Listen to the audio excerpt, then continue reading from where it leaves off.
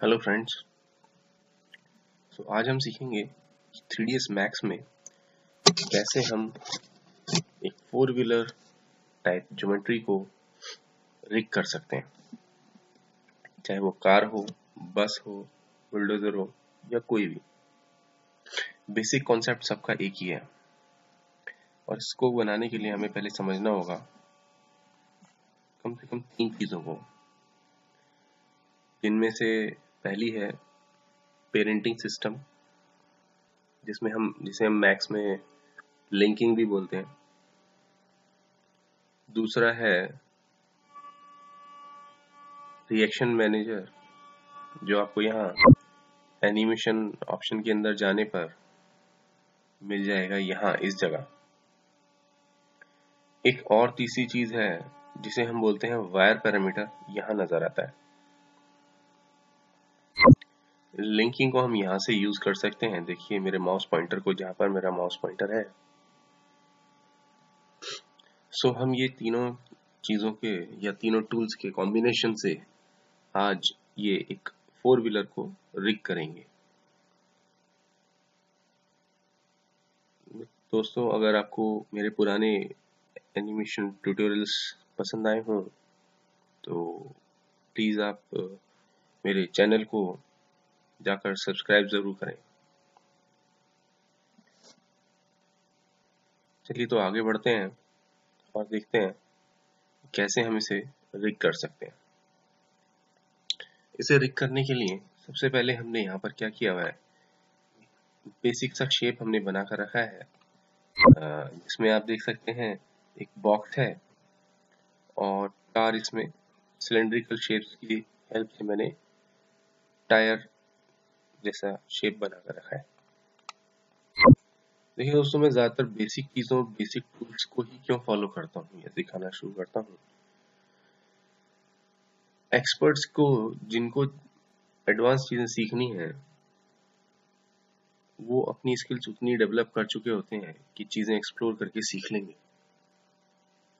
मगर समस्या कहाँ आती है, प्रॉब्लम कहाँ आती है? प्रॉब्लम आती है शुरुआत में। सबसे पहले हमें बेसिक चीजों को ही सीखने की जरूरत होती है। अगर वो हमारे कॉन्सेप्ट्स क्लियर है तो हम आगे बढ़ सकते हैं, और अगर हमारे कॉन्सेप्ट्स ही क्लियर नहीं है, आप लाख दुनिया दर्जे से आप लगे रहिए, आप किसी प्रॉब्लम को सॉल्व नहीं कर पाएंगे। एनीवेज, आगे बढ़ते हैं और देखते हैं कैसे हम इसको आज रिग करेंगे। तो कोशिश करूंगा कि बहुत जल्दी से और बहुत आसान तरीके से आपको समझा सकूं। तो हम क्या देख रहे हैं, यहाँ पर एक हमारे पास एक वैन जैसा एक डिजाइन बना हुआ है। इसमें हम चाहेंगे इसको मॉडिफाई ऑप्शन में जाकर सबसे पहले तो हम यहाँ पर इसको नाम देंगे। मैं इसका नाम दे देता हूँ बॉडी, क्योंकि ये हमारी व्हीकल का बॉडी हो सकती है। फिर ये हमारे टायर्स हैं, इनको मैं सिलेंड्रिकल 1, सिलेंड्रिकल 2, सिलेंड्रिकल 3, जो कि इसके पुराने बेसिक नाम इसके दिए हुए हैं जेनरिक, उनसे भी काम चला सकता हूँ। या तो आप चाहे तो इनके नाम बदल सकते हैं, सिलेंडर टायर 1, टायर 2, टायर 3, या फ्रंट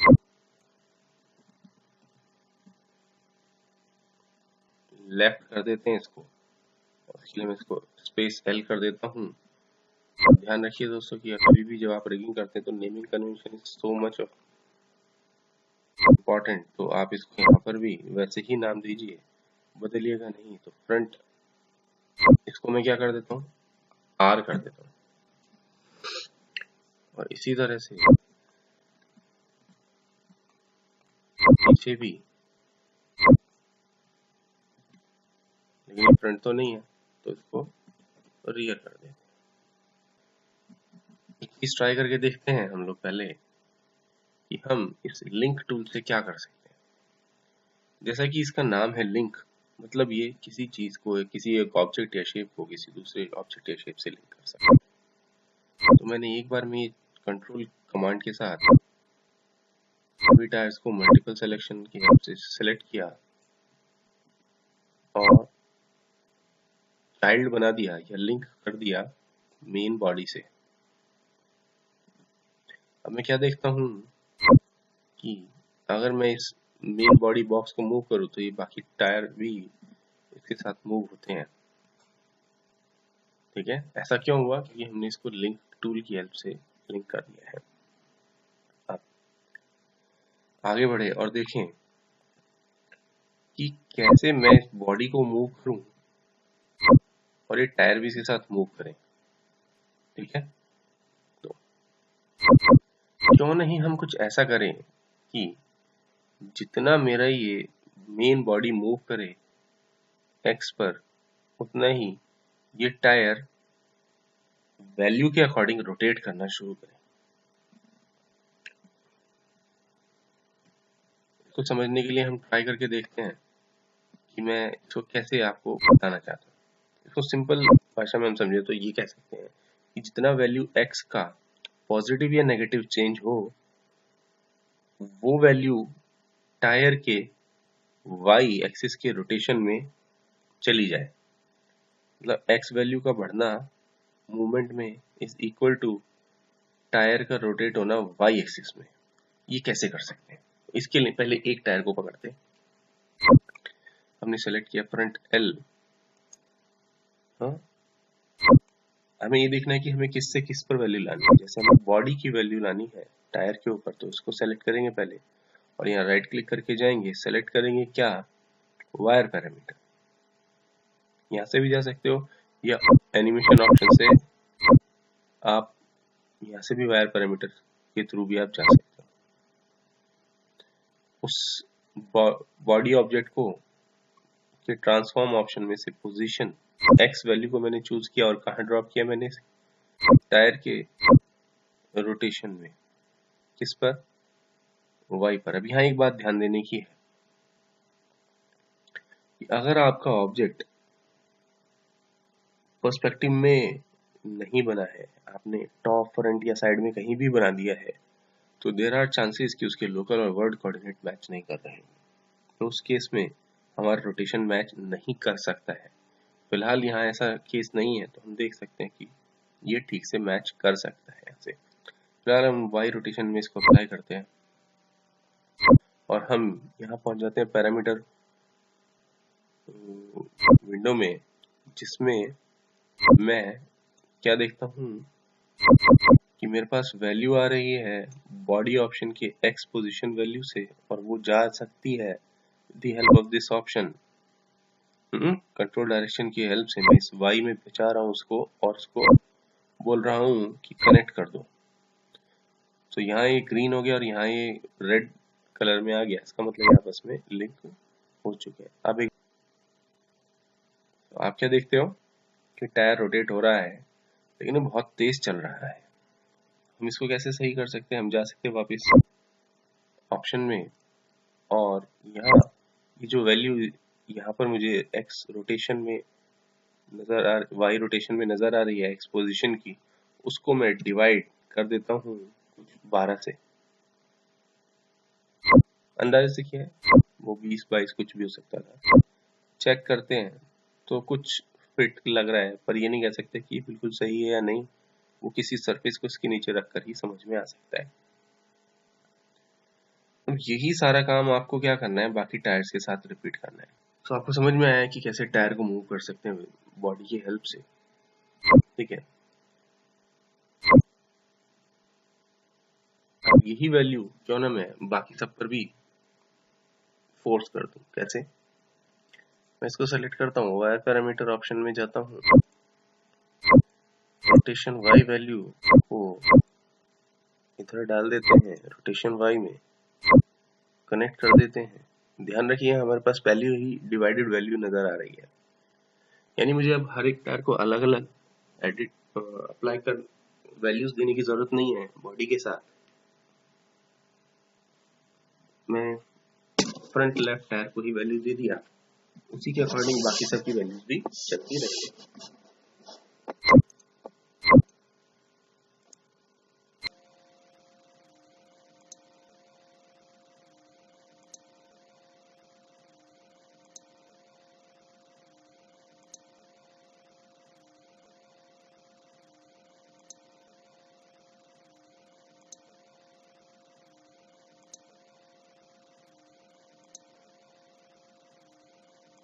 तो कुछ स्टेप्स बैक जाता हूँ और इसी से रिलेटेड कुछ और स्टेप्स को फिर से रिपीट करते हैं।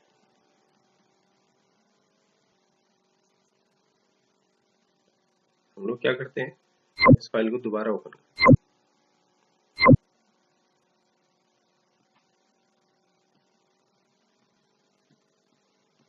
ये हमारी फाइल वापस आ गई। ठीक है, हमें टायर्स तो इसके साथ चला नहीं है, कोई इशू नहीं। हम यहाँ पर क्या करते हैं, सब टायर सेलेक्ट करने के बाद इससे लिंक किया, और इसको अभी हमें इसके मूवमेंट के साथ लॉक नहीं करना है।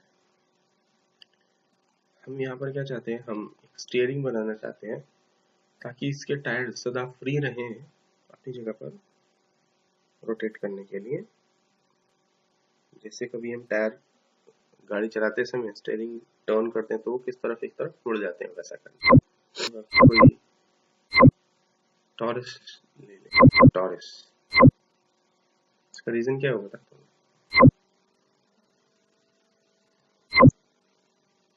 स्लाइस ऑप्शन हमें मिलता है टॉरस के अंदर।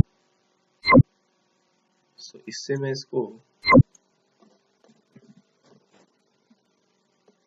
हाफ कर लूंगा तो मुझे पता रहेगा कि कितना रोटेट हो रहा है। डिवीजन अननेसेसरी ज्यादा डालने की जरूरत नहीं, अभी भी कम रखिए। देखिए हमारे सिर्फ शो के लिए ऑप्शन है। याद रखिए कभी भी स्केल करने से बचें किसी भी शेप को, जहाँ तक हो सके उसके पैरामीटर से ही उसकी शेप को ठीक कर लें।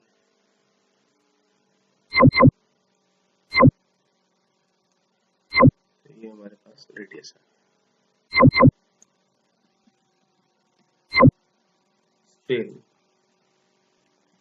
स्टीयरिंग के रोटेशन के अकॉर्डिंग मैं चाहूंगा कि ये टायर्स भी रोटेट हो।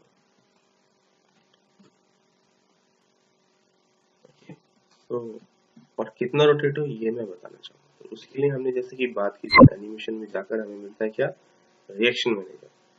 रिएक्शन मैनेजर अगर आप ओपन करेंगे तो आपके सामने एक ऐसा विंडो ओपन हो जाएगा।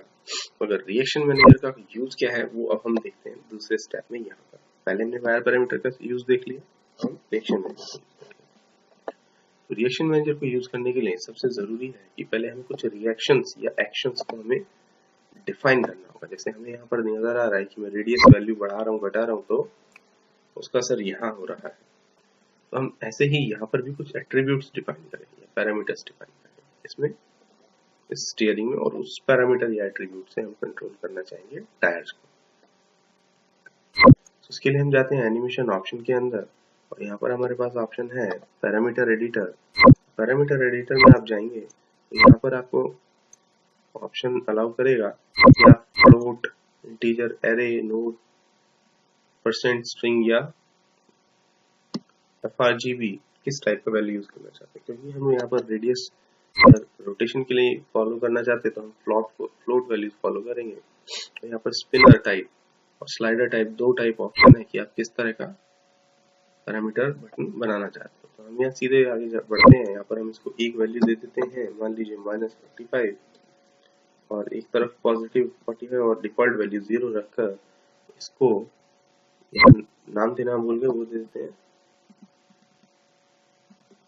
स्टीयरिंग। स्पेलिंग में भी गलत हो सकती है मगर इंटेंशन बिल्कुल सही है। तो आगे बढ़े, ऐड करें। हमने देखा क्या, इसको ऑफ करने के बाद नीचे कस्टम एट्रीब्यूट्स में आपको यहाँ पर स्टीयरिंग नजर आता है। इसको हम एक तरीके से और कर सकते हैं, हम यहाँ एडिट ऑप्शन में जाएं, इसको डिलीट कर दें, delete all parameters, apply changes करें, क्लोज करें, और यहाँ एट्रीब्यूट मॉडिफायर ऑप्शन में से एक नया मॉडिफायर यूज करें जो मैंने अपनी पुराने मॉडिफायर के ट्यूटोरियल्स में नहीं बताया है, लेकिन यहाँ जान लेते हैं क्योंकि एकदम अलग तरह का मॉडिफायर है। यहाँ जाते हैं एट्रीब्यूट होल्डर, हम टाइप करेंगे तो ये नजर आएगा। पहले 3 कीवर्ड भी लिखोगे तो आ जाएगा।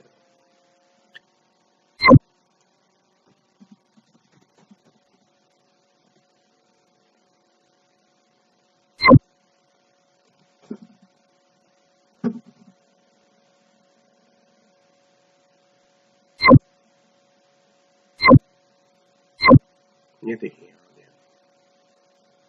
ऐसा हमें क्या चाहिए, इसको स्पिनर की हेल्प से up and down values, positive negative values में ले जाकर देख सकते हैं। ओके, अब हम चलते हैं आगे।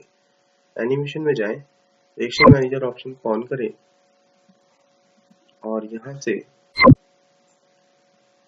हम एक सिस्टम समझेंगे जिसमें हमें समझ में आता है कि रिलेशन यहाँ भी चाइल्ड और पेरेंट का ही है, मगर इसका नाम है different, add master and slave.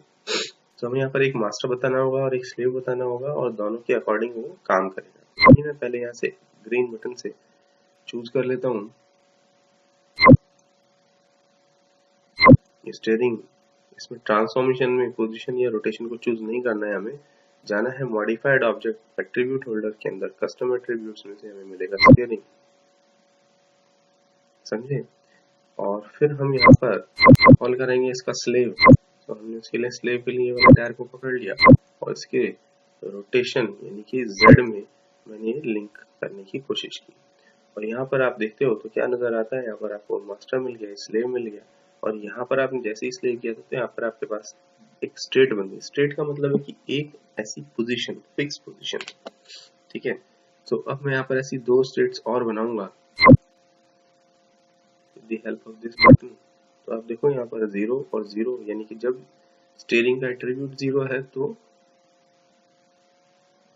Tyre का रोटेशन भी 0 है, ये हमने मान लिया। स्टेट 2, जब ये वैल्यू 45 है तो टायर का रोटेशन भी मैं कुछ दे देता हूँ। अभी कैसे पता चले, तो इसके लिए मुझे यहाँ पर भी 45 करना पड़ेगा। तो उसके अकॉर्डिंग आप देखो यहाँ पर कुछ वैल्यू में टायर रोटेट हो गया। ध्यान देने की बात यह है कि जो टायर था इसका जो सेंटर ऑफ पोजीशन थी वो क्या थी, तो फायदे में टायर के बीच में होना चाहिए। हमने इस चीज पर ध्यान नहीं दिया तो यहाँ पर एक मिस्टेक हो गई। ये भी अच्छी चीज है, जब गलती होती है तो हमें इस चीज को याद रखना आसान होता है। अगर कोई चीज गलती ना हो तो हम इसको याद नहीं रखते। एनीवेज, इसको फिर से हम एक बार करके देखेंगे और इसके लिए हम क्या करते हैं, पहले इसको जाकर ठीक कर लेते हैं। और याद रखिए कि सबको पहले 0 0 करना बहुत जरूरी है, अदरवाइज आउटपुट आपको सही नहीं दिखेगा।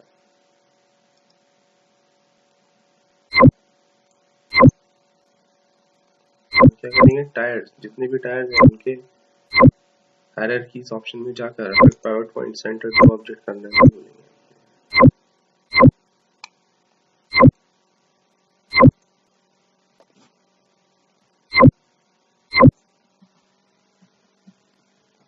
ऑफ करें, आगे बढ़े, वही प्रोसेस फिर से 1 मिनट लगेगा, फिर से कर लेते हैं। मास्टर्स अटैच किया, स्टीयरिंग,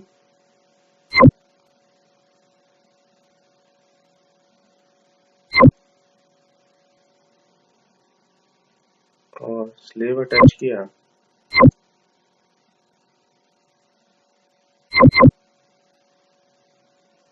और यहाँ पर स्टेट्स बनाई, -45 ऐसे जैसा कि था, 36 डिग्री हमने डाल दिया, 45 माइनस 36, यहाँ कर लो या ऊपर कर लो, एक ही बात है। कर देंगे तो वहां पर लेने लगेगा, यहाँ पॉजिटिव करेंगे तो यहाँ चेक करते हैं। परफेक्ट,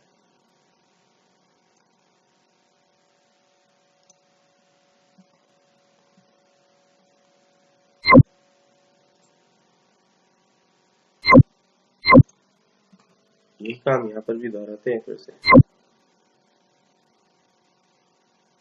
मास्टर ऑब्जेक्ट,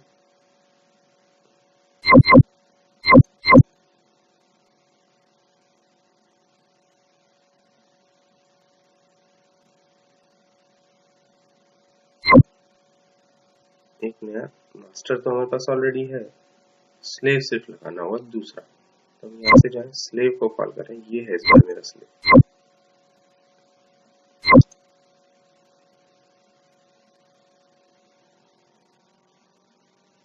और इसकी भी यही सेम सिचुएशन आगे यहाँ पे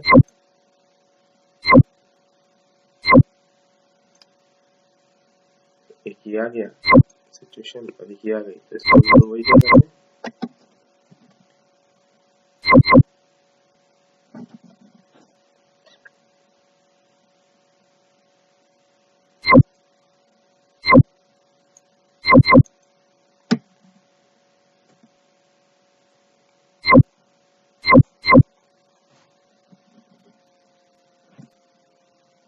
एक बार चेक करके देखिए।